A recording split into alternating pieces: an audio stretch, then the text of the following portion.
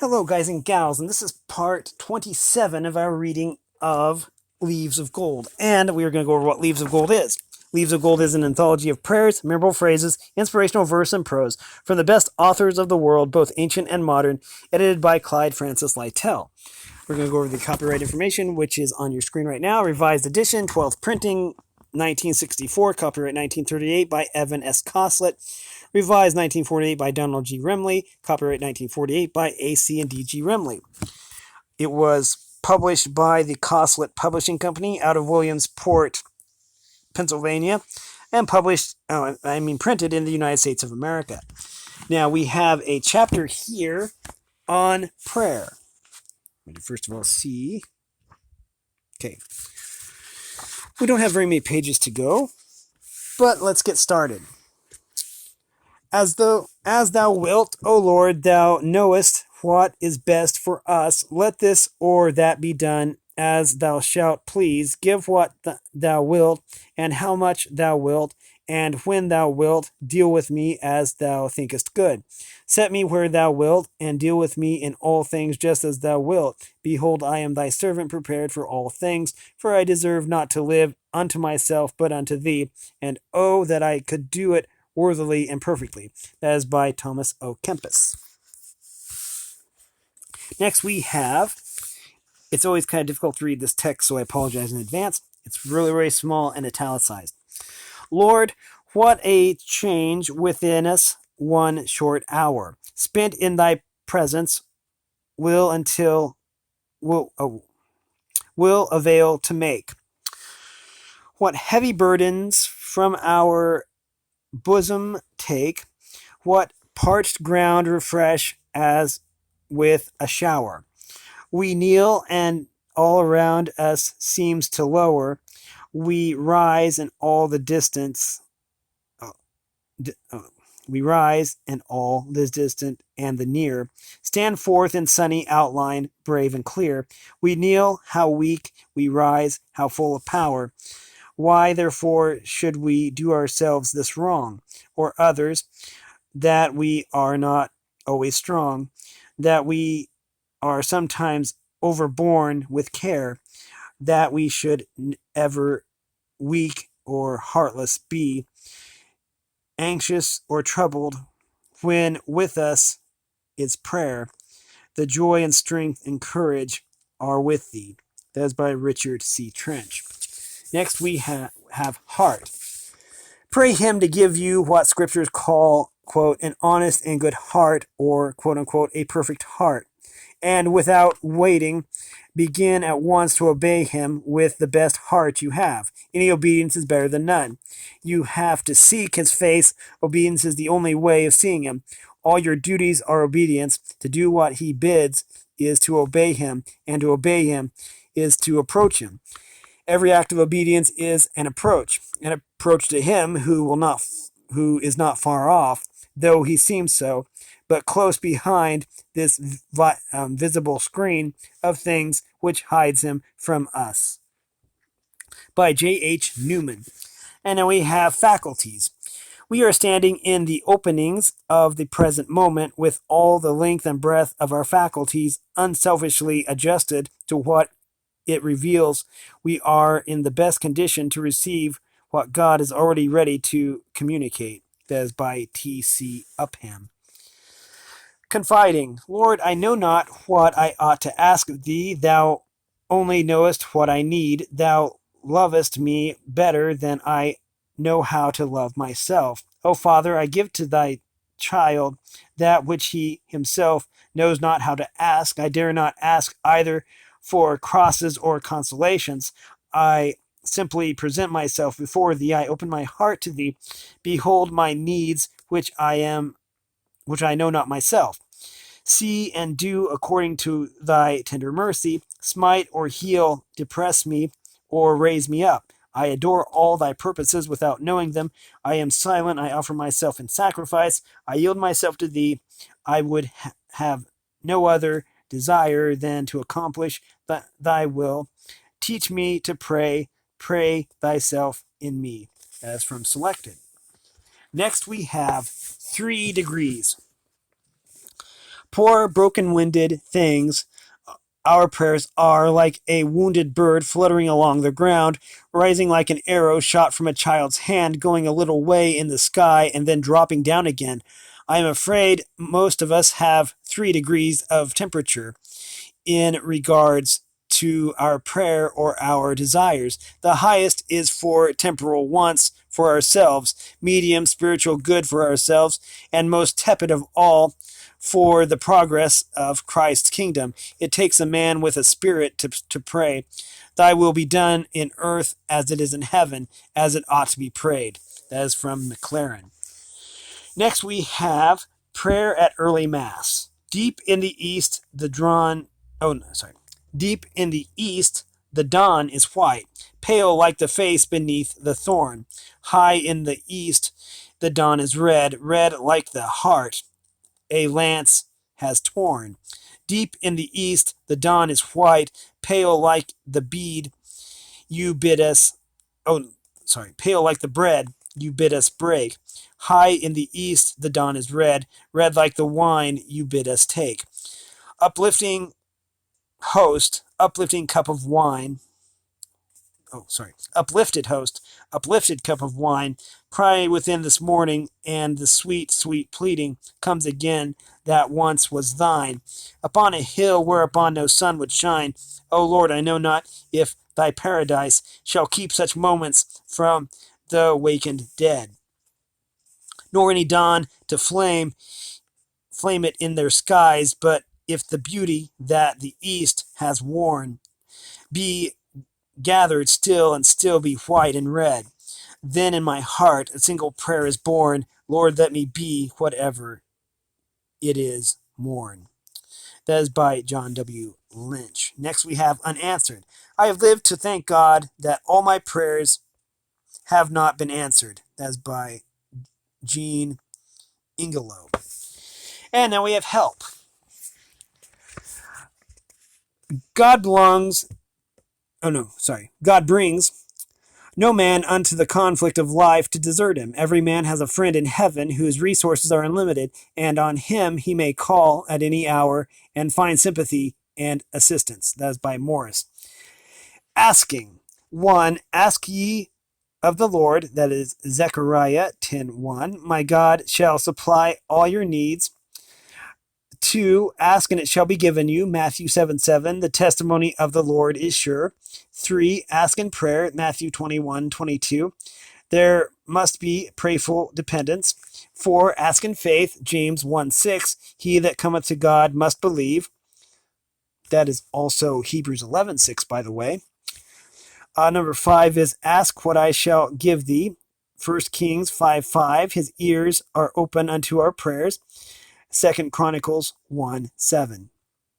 6. Ask diligently. Deuteronomy 13:14. Abound in faith and all diligence.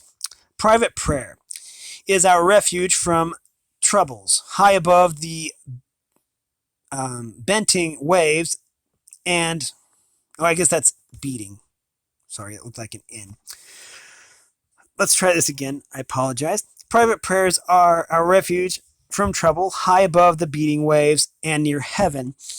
It is our fortress, what sometimes would become of us if we might not shut the door upon mankind and find repose in our Father's bosom. The afflicted Christian entering his citadel says, like persecuted David, I give myself unto prayer. Thou who knowest all and changest never, art on my side. If I grieve any, I would not grieve thee. I would not make thee my enemy. I would retain thy favor. O my almighty friend, say unto my soul, I am thy salvation. Heavenly Father, thy smile invigorates me. I am glad and safe when I hear thy voice. That is by Robinson. Next we have repose. Thou hast made for us thyself, O Lord, and our heart is restless until it rests in thee. That is by St. Augustine. Next we have love. We sometimes fear to bring our troubles to God because they must seem so small to him who sitteth on the circle of the earth. But if they are large enough to vex and endanger our welfare, they are large enough to touch his heart of love. For love does not measure by a merchant's scale, nor with a surveyor's chain. It hath a delicacy which is unknown to any handling of material substances. That is by Torrey. Faith. During the Civil War, 14 inmates of Andersonville Prison on August 20th, 1864, bowed in prayer to the Almighty that he would send them water, and a spring broke out on the outside of the wall and ran through the prison. The people there were unanimous in their belief that it was of divine origin, the water of the nearby stream being fearfully unwholesome. The spring is reported to be still flowing.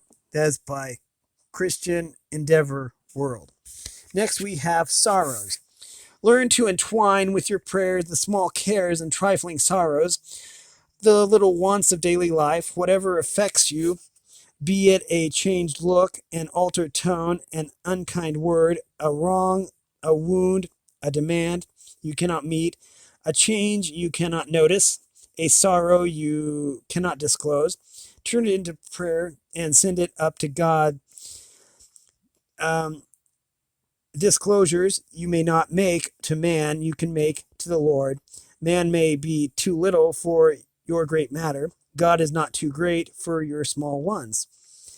Only give yourself to prayer, whatever be the occasion that calls for it. That is by Winslow. Next we have provision. Good prayers never come creeping home. I am sure I shall receive either what I ask or what I should ask. That is by Joseph Hall. The expression of the soul. Prayer is not necessarily in fluency of speech. It is not in painted imagery. It is not in deep thoughts. It is not in burning words. It is not in the length and breadth of the fullness of petition. Prayer is something more. It is the wish of the heart, the expression of the soul. That is by Deere. Next we have prayer has been defined to be a wish referred to God. And if we could keep this thought before us, it would help us to acquire the habit of prayer by making us refer each wish as it comes into our minds to God for his assistance in furtherance or frustration. It is by J.R. Illingworth. The Kneeling Camel. The camel at the close of day kneels down upon the sandy plain to have his burden lifted again and rest to gain. My soul, thou too shouldst to thy knees when the daylight draweth to a close, and let thy master lift thy load and grant repose. Else how canst thou tomorrow meet with all tomorrow's work to do, if thou thy burden all the night dost carry through? The camel kneels at break of day to have his guide replace his load, then rises again to take the desert road. So thou shouldst kneel in morning's dawn, that God may give thee daily care, assured that he no load too great will make thee bear. That is by Anna Temple. Next we have appeal to authority. Prayer is the application of want to him who alone can relieve it, the voice of sin to him who alone can pardon it. It is the urgency of poverty, the prostration of humility, the fervency of penitence, the confidence of trust. It is not eloquence, but earnestness, not figures of speech, but compunction of soul. It is the Lord save I perish of drowning Peter. It is not a mere conception of the mind, nor an effort of the intellect, nor an act of the memory, but an elevation of the soul toward its maker. It is the devout breathing of a creature struck with a sense of its own misery and of the infinite holiness of him whom it is addressing experimentally convinced of its own emptiness and of the abundant fullness of God to his readiness to bear, of his power to help, of his willingness to save. Prayer is right in itself as the most powerful means of resisting sin and advancing in holiness. It is above all might, as everything is which has the authority of Scripture, the command of God, and the example of Christ. That is by Hannah More. Next we have surrender. O Father, grant thy love divine to make these mystic temples thine, when wasting age and weary strife have sapped the leaning walls of life, when darkness gathers over all and the last tottering pillars fall, take the poor dust thy mercy warms and mold it into heavenly forms. That is by Selected. Next we have submission. May our Lord's sweet hand square us and hammer us and strike off all kinds of pride, self-love, world worship, and infidelity, so that he can make us stones and pillars in his Father's house. That is by Samuel Rutherford. Now we have above. Just checking something. Okay. Above. A Jewish legend tells us that during the famine in Canaan, Joseph ordered his officers to throw wheat and chaff upon the waters of the Nile, that the people below might see that there was plenty above. God puts upon the rivers of life wheat from the heavenly fields, in order that we may seek things that are above. That's by Torrey. The sum of all subjects for thought are represented in this prayer, which begins with God, comprehends heaven and earth, and terminates in eternity. That is by W.N. Percival. If you run over and through all the words of all holy prayers, you will find nothing which this prayer of the Lord did not comprehend and contain. That is by St. Augustine. For like as the law of love is the sum and abridgment of the other laws, so this prayer is the sum and abridgment of all the prayers. All the other prayers are contained in this prayer. Yea, whatsoever mankind hath need of to soul and body, that same is contained in this prayer. Any clause of it might suffice a whole day as a fountain of pious thought, a base of manifold petition, a medium of rich communication with the Father. That is by Robinson. Next we have remembering. We talk about God's remembering us as if we were a special effort, but if we could only know how truly we belong to God, it would be different. God's remembrance of us is the natural claiming of our life by him as true part of his own. That's by Philip Brooks. The ablest men in all walks of modern life are men of faith. Most of them have much more faith than they themselves realize. That is by Bruce Barton. Next we have the model. In one of Carlyle's letters to an old-time Scottish friend a few years ago, he said, Our Father, which art in heaven, hallowed be thy name. Thy will be done. What else can be said? The other night, in my sleepless tossings about, which were growing more and more miserable, these words, that brief and grand prayer, came strangely into my mind with an altogether new emphasis, as if written and shining for me in mild, pure splendor on the black bosom of the night there. When I, as it were, read them word by word with a sudden check to my imperfect wonderings, with a sudden softness of composure, which was much unexpected, not for perhaps 30 or 40 years had I once formally repeated that prayer.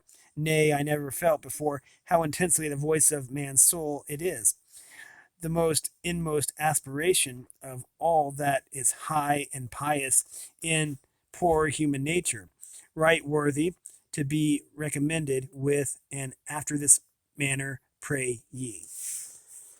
Brief let me be, the fewer words the better prayer. That is by Luther.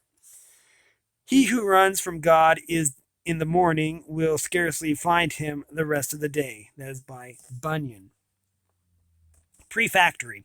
Prayers in the preface to the book of Christian Living, the text of the New Life Sermon, the girding on of the armor for battle, the pilgrim's preparation for his journey. It must be supplemented by action or it amounts to nothing. That's by A. Phelps.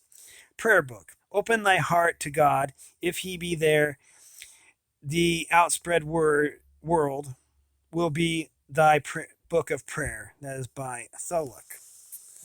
Next, we have the Lord's Prayer contains the sum total of religion and morals. That is by Wellington. Thy will. I know thy will, Lord, of the seeking mind, to learn the way for me, thy purpose kind, the path to follow, and thy guide find. For this I pray. To do thy will, Lord of the eager soul, to bring my restlessness neath thy control, to give thee not a part, but all the whole. For this I pray. To love thy will, Lord of the ardent heart, to bid all selflessness, all sloth depart, to share with gladness all thou dost and art. For this I pray. That's by Alice M. Kyle. Now we have any heart turned Godward feels more joy in one short hour of prayer than or was raised by all the feasts on earth since its foundation. That's by Bailey. And lastly, we have when to pray. Prayer as the first, second, and third element of the Christian life should open, prolong, and conclude each day. The first act of the soul in early morning should be a draught as the heavenly fountain. It will sweeten the taste for the day. A few moments with God at that calm and tranquil season are of more value than much fine gold. And if you tarry long so sweetly at the throne, you will come out of the closet as the high priest of Israel came from the awful ministry at the altar of incense, suffused all over with the heavenly fragrance of the communion. That is by H.W. Beecher. And we are going to end this here and start next time with chapter 27 called Speech. Okay. Excuse me. Anyways, throat's a little dry. I'll get a drink here in a little bit. First of all, I have to do the outro. We have been reading from Leaves of Gold, a book edited by Clyde Francis Lytle, and specifically a chapter 26 on prayer. If you like this content, then make sure you like and subscribe and ring the bell so when I upload. Also, if you want to support me in any way, if you want to join the Discord server, all that information will be in the description below. And as always, you are loved. Thanks for watching, everyone, and have a great day.